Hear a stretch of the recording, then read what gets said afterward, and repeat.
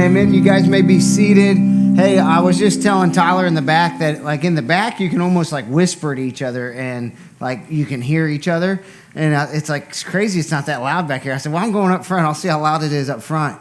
And I could feel the vocals in my chest, which I tend to enjoy. And so if you ever think, like, man, it's too loud, just know the more you move back, the quieter it gets. And if you're just ever like, man, I just want to just go up and just scream and worship, just find yourself in like these front three rows, and trust me, nobody besides you is going to hear whatever you and the Lord are working out. So excited to be here, excited to worship together. Hopefully that it's kind of caught on, like we're checking the kids in as you come in. And if you're curious about our kids ministry, we can answer any questions. It runs birth through fifth grade, and it just runs during the 9:30 and the 11 o'clock service. During the 8 o'clock, we just have nursery or birth through, I think, 4 years old or something like that. Clearly, I can't answer all the questions. So, hey, we've been in this series called You Belong, just looking at the fact that you can belong because of Jesus, but we're going to hit pause on that. Next week, we'll continue that. There's one more week of it, but just want to stop this week, and we're going to talk about vision. We're going to talk about crossing over, about what it looks like. And I don't know about you, but this is my feelings, and hopefully you share them. I feel like God's doing something amazing at Life Point Church. And I don't think it's like we're the only church in the whole wide world that God's working at, but I do believe that God is doing something special at Life Point Church here in Fulton, Missouri. I feel like when we look around, like, I don't know if you know this, but like we're almost out of space in this service, and then the next service will look the same. We have room in the 8 a.m. service, but it's just like, and numerical growth isn't all that it's about, but we do believe that God blesses in that way. We've seen baptisms, we've seen people who have entered into a relationship with Jesus for the first time. God's just doing something special, and I walk into these rooms, and I just feel like that there's something after this. Like there's something next, and today we're going to talk about what is the next step for Life Point Church. If you guys recall, for the last couple weeks, we've been asking you to join in and to spend time in prayer about what is next. And today we're going to talk about that, but we're going to look at Joshua chapter 3. And we've got to catch up to Joshua chapter 3 to understand really why this moment in their life and prayerfully this moment in our life is such a big pivotal moment in what it looks like. And so in Joshua chapter 3, we rewind all the way back to Exodus chapter 1. God's people, the Israelites at the time, they're living in bondage. They're living as slaves in Egypt for 400 plus years. God raises up a guy named Moses, and he tells Moses, you're going to go and confront Pharaoh. Pharaoh is the leader of Egypt at the time. And he's got to go. This man named Moses, this not well-spoken guy, has to go, and he's going to tell Pharaoh these words: let my people go. That's the message from God. Pharaoh, you have my people. You need to let them go. Well, the problem is the Egyptians are using the Israelites as their slaves. So all the labor, all the stuff that's being built, everything is done off the backs of the Israelites. Well, if I was Pharaoh, I would say, absolutely not. Where would my workforce come from? Well, that's kind of what Pharaoh says. Not happening, buckaroo. And so we see these plagues that take place. The Passover takes place, and the Pharaoh eventually says, take your people and get out of here. They leave. Pharaoh, sitting there stewing, decides, nope, we're going back to get them. So he takes off chasing down the Israelites. They get to the scene that you can read about in Exodus where their backs are to the Red Sea, or they're facing the Red Sea. Their backs are the Egyptian army coming to kill them. They start complaining like, man, why did you drag us out here, Moses? Now we're just going to die. At least there we could have lived. And God tells Moses to stretch out your rod, and he parts the Red Sea, and all of the Israelites go across on dry ground. And I don't know why, but in my mind, that like makes me like, that's crazier than parting the seas. Like I've felt the bottom of ponds and stuff. It's nasty, but it was dry. Like he parted it, and then he dried it, and they went across on dry ground. And so they go across, and when they get across, in Exodus chapter 19, God takes Moses up on Mount Sinai. He gives them what we call the 10 Commandments, and he tells them, if you'll follow me in obedience, I will shape you into a holy nation. I'll always be with you. I'll always protect you, but you've got to walk with me in obedience. And that's what starts off. He tells them, I've got this land I'm going to give you. It's beautiful. It's flowing with milk and honey. It's the best land you could imagine. It's what they call the promised land, and you've got to walk into it, he tells them. And so God's leading them in the book of Numbers to this land. But like people, as you already kind of heard that part where they're complaining with their back or looking at the Red Sea, why'd you bring us out here? That's kind of like a constant thing in their journey. And they come to Kadesh Barnea where they're just done. They're looking ahead at the journey, and the journey's too much for them. They lose heart, and so they send 12 spies into this land. These 12 spies, they go, they observe, they come back to Moses, and they report. And 10 of the 12, they're like, no way. We're not going in there. It's too much.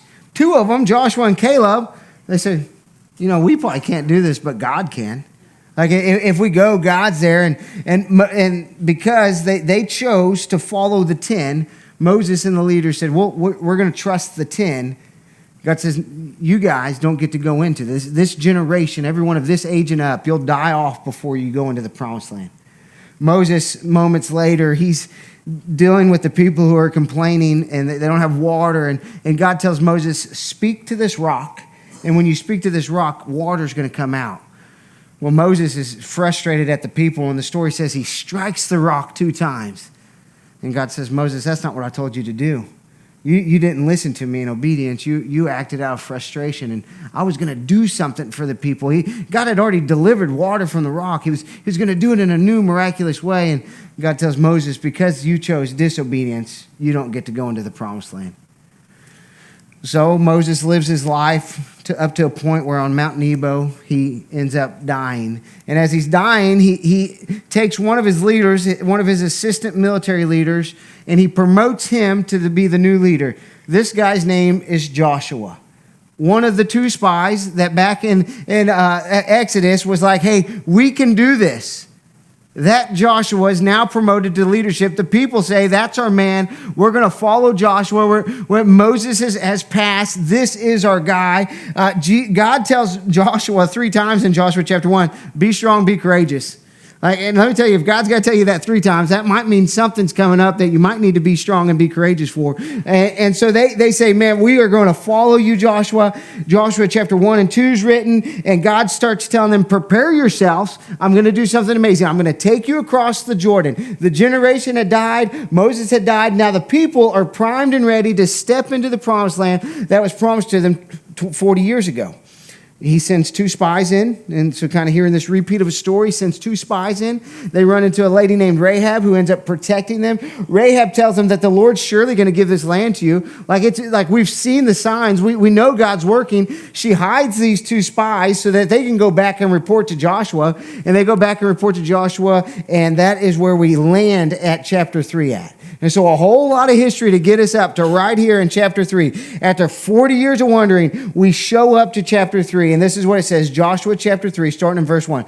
Joshua started early the next morning and left the Acacia Grove with all the Israelites. They went as far as the Jordan and stayed there before crossing. After 3 days, the officers went through the camp and commanded the people, when you see the ark of the covenant of the Lord your God carried by the Levitical priest, you are to break camp and follow it. The ark of the covenant, that represents God's presence in their camp. And so you follow that when you see it, but keep a distance of about 1,000 yards between yourselves and the ark.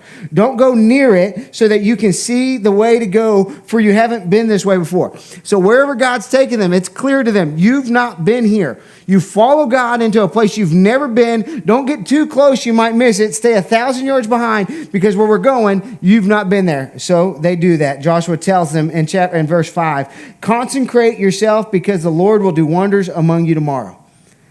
That's God saying, get ready.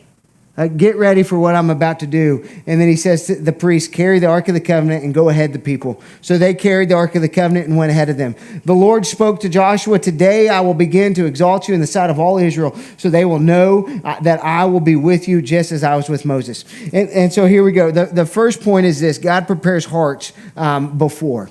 God always prepares our hearts before whatever. And today we're going to talk about vision, and we'll talk about budget and building and all these fun things. But let me tell you, all that is just side notes of what really matters. That's the condition of our heart. Like the promised land is an amazing promise of God to walk in for the Israelites. But the truth is, what really mattered was the Israelites' hearts before God. Was 40 years in the wilderness, was that enough time for the people to trust? Was seeing the generation that missed out on it, was that long enough for them to say, man, we're going to trust God like the generation before us didn't. We'll walk into the promises. Or were they willing to have the same fear, get the same report, retreat the same way? And so God says, let's prepare our hearts before God.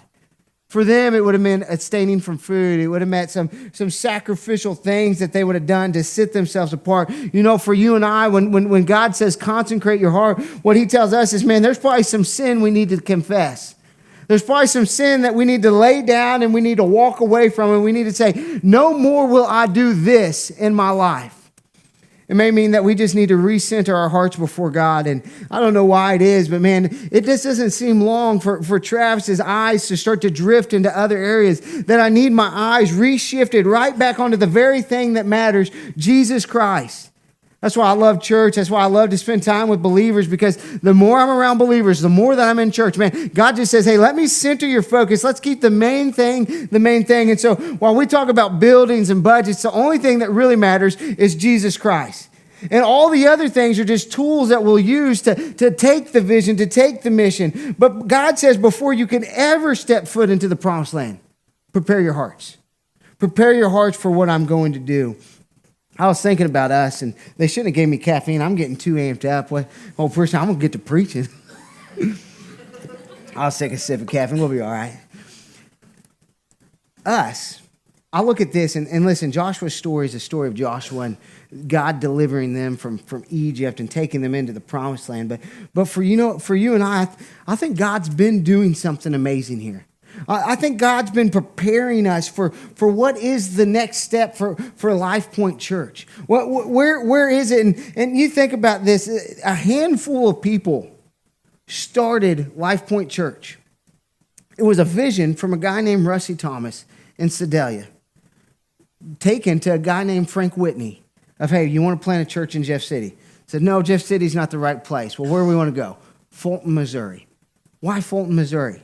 There was no large background research done or anything. It was just, that's what they had felt like. Fulton's the area to go. And so a handful of people, man, they rented out the Recplex, and they had a mobile trailer, and they showed up every Sunday, and they did 2 services every week. And at the 9:30, people would sit in, a handful of them. At the 11 o'clock, you know what they did? They were like children peering out the window, just hoping somebody showed up that was new that they could tell about Jesus. And that's how it started. I didn't come on until January. There's people that are here that have been here longer than me. I came on January. They had just gotten into this building in December. You know, from then to now, God's not slowed down. I remember when we knocked the wall down into what used to be the frozen brain, and we're like, this is the answer to all of our problems. We're going to have space for years. That's how we felt. And then whenever we rearranged, there used to be a center row here. I don't know if you all even remember that. You used to be able to come up the center row, and we had to get rid of it. And we're like, okay, we've got 26 more chairs in here. That's going to solve all of our problems. No, not at all.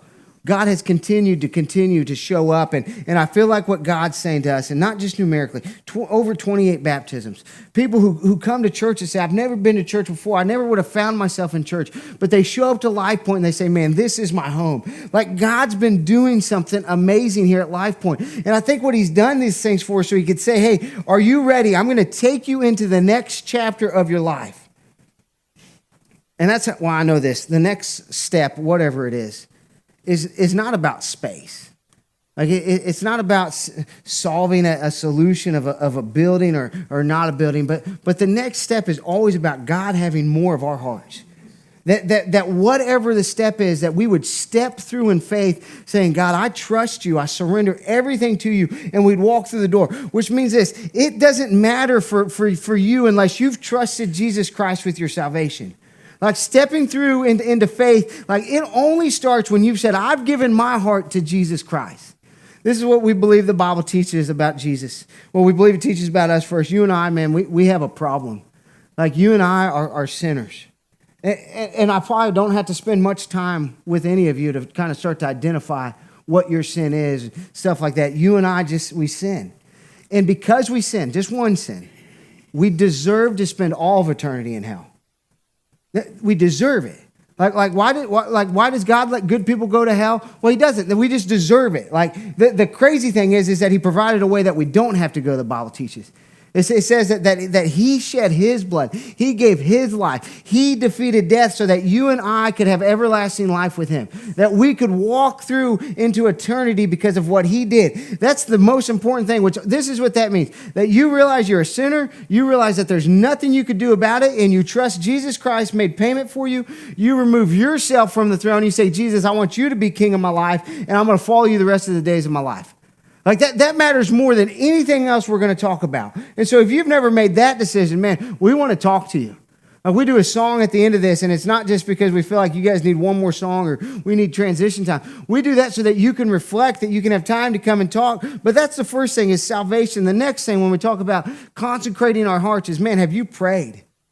Like we've been inviting you guys in to pray for the last month about what we're going to do. And the truth is this, we're not 100% sure of anything, but we know God knows. And we know that his word teaches that he grants wisdom when it's asked for. And so we've been inviting you to pray, God, what is the next step?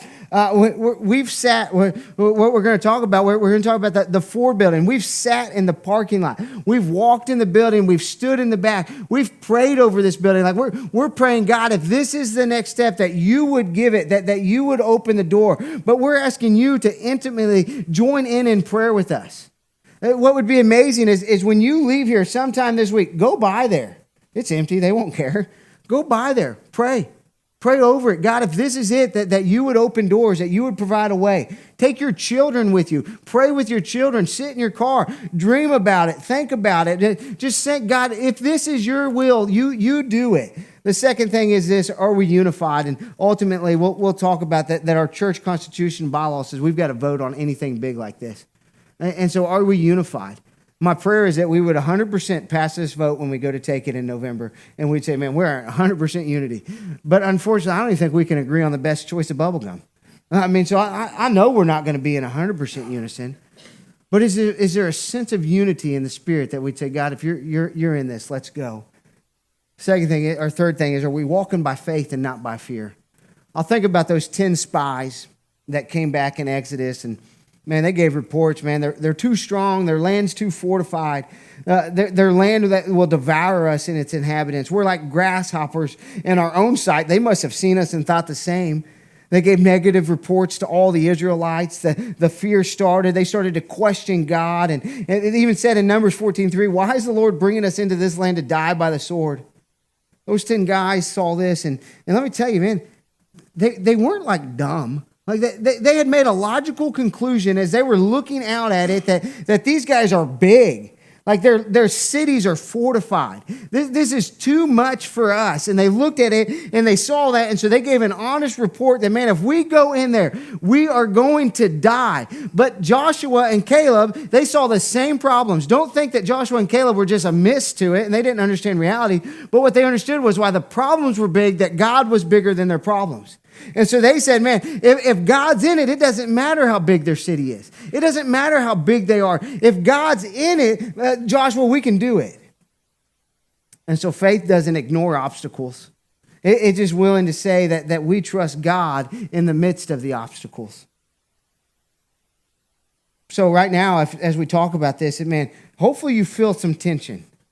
Hopefully you can feel that maybe the tension in your brain of what logically makes sense, and we're about to dive a lot more into that and what we can do and what God can do. Like there's some tension there because we can't do it. They couldn't do it. Like they needed God to show up in a mighty way to be able to do it, and there was this logical tension in place. But let me tell you, that's where faith comes in. If every door you've ever walked through in your life made sense to you, it didn't take faith to do that. Like faith is whenever you don't know, when you can't prove, when you can't hang on to it, you say, I'm willing to trust God no matter what it looks like. That's what faith looks like. And the truth is, man, prayerfully, this moment in the life of LifePoint has been prepped by individual moments in every single one of our lives that we said, man, it doesn't make a whole lot of sense, but I'm willing to trust God and move on into it. Because let me tell you, if we step into this next season, there is absolutely no way you're going to be able to say, look what we did. There's packets out there you're going to get, and you can take them. They'll be by the coffee. Last time they were by the name tags. This time they're going to be by the coffee, so it's less crowded. You're going to get all these numbers, and you're going to realize we cannot do this. And that tension is going to instantly kick in your life. And you're going to have to start to process through some of these things. But let me tell you, God often lets us see the impossible, so we remember who parts the waters. Verse 8 goes on to say, command the priests carry the ark of the covenant. When you reach the edge of the water, stand in the Jordan. Verse 15 says, now the Jordan overflows its banks throughout the harvest season. There's a chunk in there you'll have to read on your own. When you get there, step into it. And he says, but the water has overflowed. This is what's going on. It's flood season. Like it is the time of the year that they're planting harvest, and the water has overflowed the banks, and it's flooded everywhere. Now, I grew up in the same Missouri that you guys did, and one of my favorite pastimes was to go look at flooded creeks. That like same creek you'd swim in with your kids one day, like all of a sudden a flash flood comes in, and like you see someone's like RV floating down it, and you're like, oh my goodness, this is wild. And like you like think, turn around, don't drown, like all those things. And then you go back the next day and it's receded. It's not down to where it was, but in a month, if you go back, it may be a dry bed. That's what they're looking like. Like don't think for a second that the Jordan River is just this nice little steady stream that's going through. No, it says it's flooded over the banks. Like they're looking at a river and they're saying, we can't do this. And God said, that's good because I can. And what we see as impossible, God says, man, I'm the God of the possible. Like there's never been anything that God's ran into that he couldn't do. But let me tell you, we're at a flood stage moment in our life. Like as a church, here's why. This building we're talking about, she wants $1.9 million for it. She wants $200,000 down, and we'll need about $50,000 in like immediate renovations to get it ready. I don't know about you. I don't have that. I mean, I'll cut the check. I just tell you they won't cash it. I promise you. Like, I don't have it. And so when I'm looking at this, like I understand the flood stage. That's a flood right there when it comes to life. And I don't know how to get across it. And if I'm sitting in their shoes, like, man, that question of like, why don't we just wait, Joshua? Like, don't you think that we could just wait a little while, let the floodwaters retreat? And if we go down about a mile where it turns, it thins down just a little bit. And Joshua, we could go across there and it'd be a lot safer. Couldn't we just wait? If we waited a couple more years, maybe we save up more money. Maybe the building doesn't sell and the price drops drastically. Like maybe it'll just make a lot more logical sense up here in our brain. And heck, if we just get it figured out, man, we could say, look what we did. But the truth is this, man, if we can get it figured out, man, we don't need God to show up and say, look what I did. And so God lets us see the impossible so that when we get through it, there's no way of looking back and patting ourselves on the back and say, look what we did, guys. Isn't this amazing? No, we can stand on the other side and say, look what he did. Man, he showed up in a mighty way. Look what he did. We'll probably run over 10 minutes. That's just what's happened. I've got 9 pages left. That's the true story. 5% vision was presented to me, 6-7 months ago in a meeting with another pastor. Their vision is to reach 5% of Jeff City, 5% of Cole County, 5% of mid-Missouri. And he says, what do you think about LifePoint reaching 5% of Fulton, Missouri? We get on the old ChatGPT, find out the population, find out that it's 650 people. I thought, well, that's wild. Last Easter, I think we maybe broke 300 for the first time. I can't remember exactly what the numbers, but I thought, that's wild.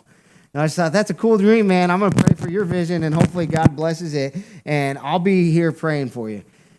And I went home. And for the next month of my life, it's all I could think about was 5% of Fulton, Missouri engaged with LifePoint for gospel ministries. That we would be seeing 650 people on a regular week that we're doing ministry with. And I thought, there is absolutely no way. We don't have the space, man. We don't got the money. I ain't got the energy. Like there is no way this is going to happen. Our attendance last month was 475 people. We saw over 500 people a couple times this year already. And all it tells me is, man, Travis, your brain is like this small in comparison to how big God is. And what I thought, man, this isn't even possible. God says in Ephesians 3:20, now to him who is able to do immeasurably more than all we ask or imagine, according to his power that is at work in us. That means more than the wildest dreams that we could have. He's able to do more than that. And so I think about the Jordan River before us. It's big. But Ephesians 3:20 says he's able to do more, immeasurably more than what we could ever even imagine. Faith moves, but fear waits for proof. He goes on in Joshua 3, the banks throughout the harvest season, but as soon as the priests carrying the ark reached the Jordan, their feet touched the water at its edge. 16, and the water flowing downstream stood still, rising up in mass that extended as far as Adam, the city next to Zarethan. The water flowing downstream into the Sea of Arabah, the Dead Sea, was completely cut off, and people crossed opposite of Jericho. Right where God wanted them to cross, right where he told them to go, the priests carrying the ark of the Lord's covenant stood firmly on dry ground in the middle of the Jordan, while all of Israel crossed on dry ground until the entire nation had finished crossing the Jordan. Joshua told the priests, when you get to the water, step into it. And God's going to cause the water upstream to stand at mass, and he's going to cause the water going downstream to continue to flow. I would have said, Joshua, I'll follow you. You go. But he tells him, step into the flooded water, and God's going to stop it. And do you know when God stopped it in the story? It wasn't when they showed up and set up camp. It wasn't when they talked about it. It wasn't any other time except when their foot touched the water. In my mind, man, they felt the power of the flood. And God said, you've trusted me in faith. And he pulled back the water again in their history. And they walked across on dry ground. And all of Israel walked across. That's what faith looks like. Wet feet obedience. That we trust God in such a way that our feet are wet, stepping out on faith. I think that's where we're at as a church. Like we're at a place where we can step out and have wet feet, or we can say, let's let this make more sense. And this isn't the first time as a church we've been here.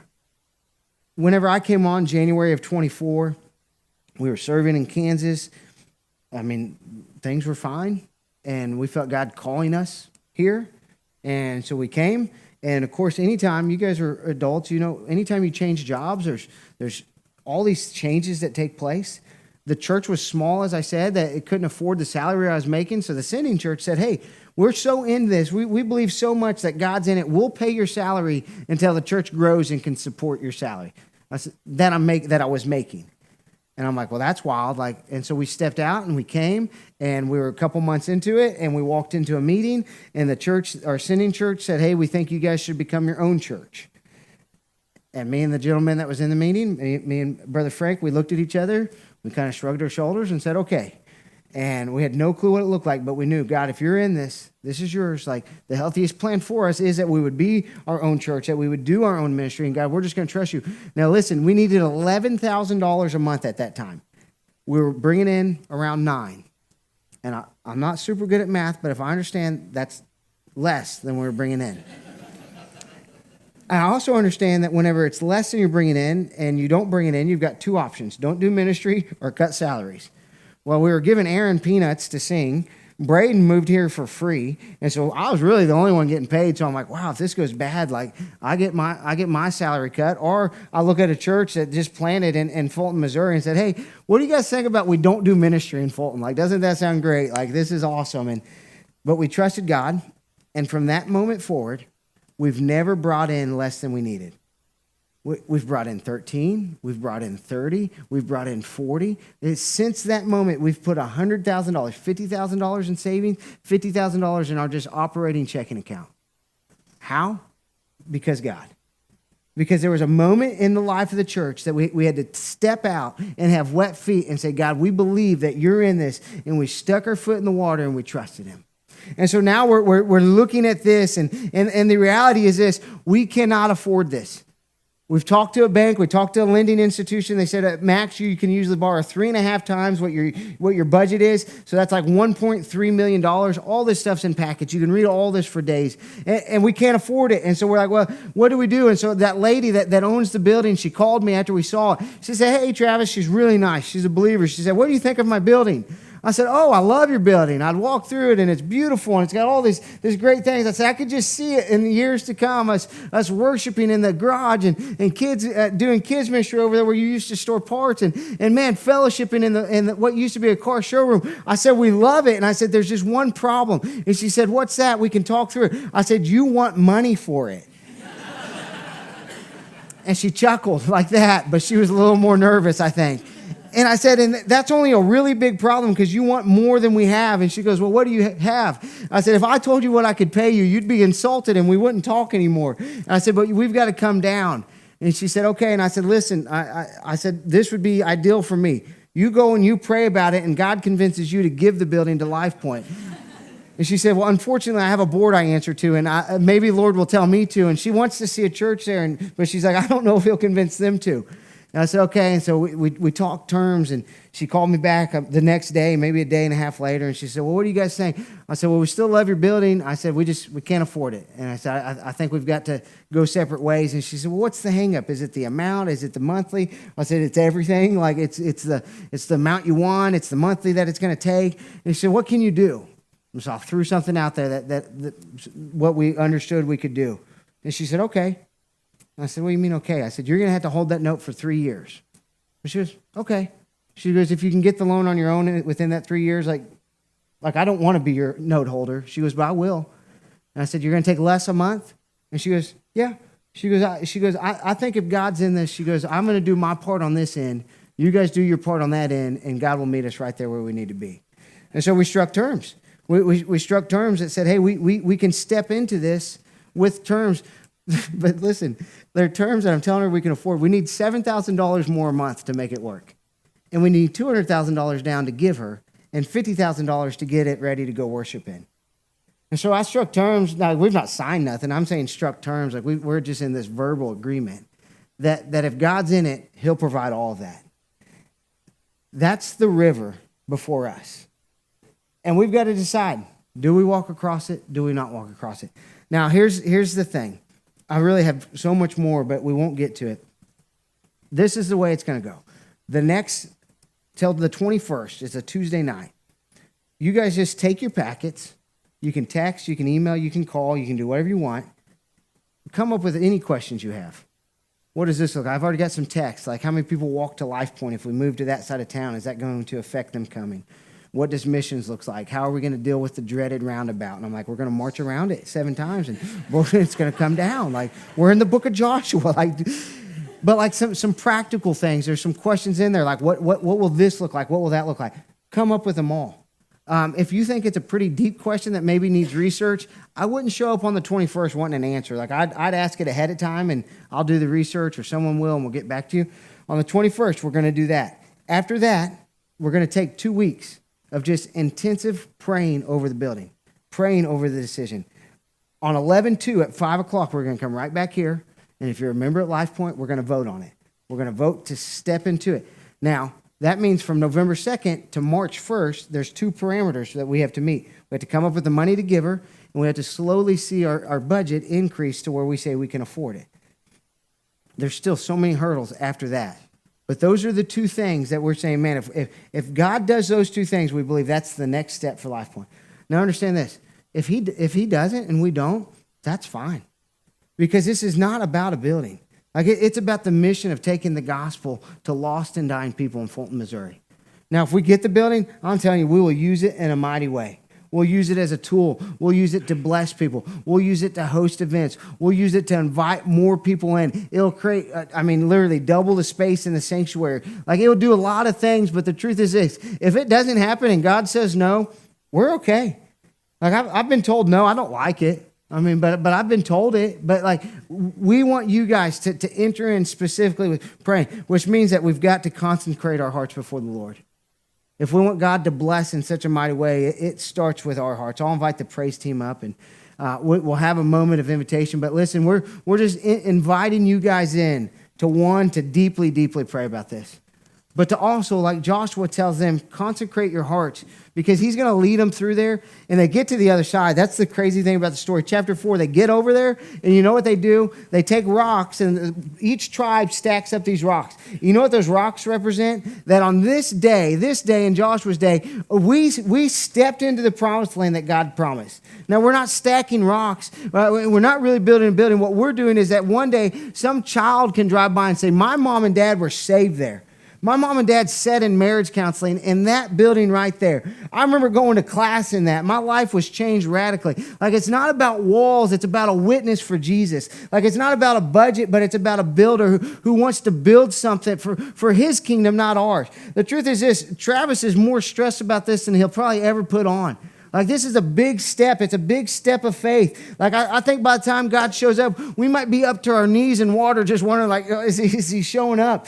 But I was in a meeting one time. I shared it with you. This ministry stepped out on faith, took millions of dollars in debt doing ministry. Their balloon note was about to balloon up like they do. And they were so nervous. They're praying, how will we do ministry if we don't? Two brothers wrote a check for $7 million to pay it off. And so I sing that song in my head, like, don't tell me he can't do it. We're about to sing a song right now that's just right along those same lines. Like, we can count on him. So you guys join us in prayer.